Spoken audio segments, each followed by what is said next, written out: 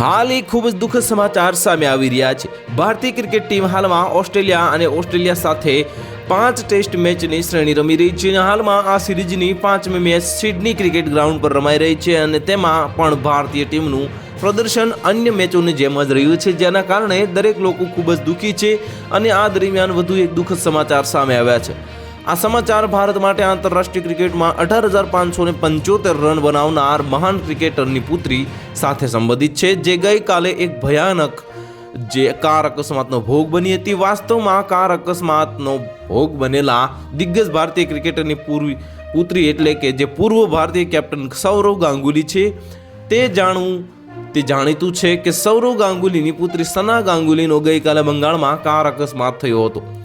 તે અકસ્માતમાં બનેલા ચોરાસ્તા વિસ્તારમાં થયો હતો અને હાલની માહિતી મુજબ તે ખતરાની બહાર છે અને સંપૂર્ણપણે સુરક્ષિત છે। રિપોર્ટ અનુસાર સના ગાંગુલીનો અકસ્માત શુક્રવારે થયો હતો અને કહેવામાં આવી રહ્યું છે કે એક બસ ડ્રાઈવર ખૂબ જ બેદરકારીથી ડ્રાઈવ કરી રહ્યો હતો અને તેણે સનાની કારને ટક્કર મારી હતી, જેના કારણે તેમની કારનો કાચ તૂટી ગયો હતો।